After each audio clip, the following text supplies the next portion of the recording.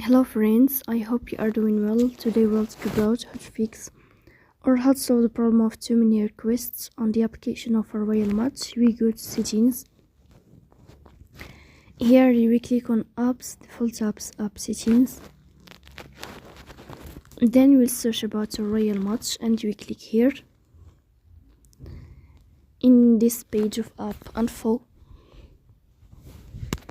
you will go to first stop and you will click OK.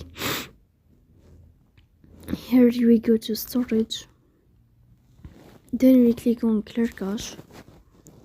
Here you will turn off your Wi-Fi and you will turn on your Wi-Fi again to fix that problem. So that's all. Don't forget to support us by like and subscribe.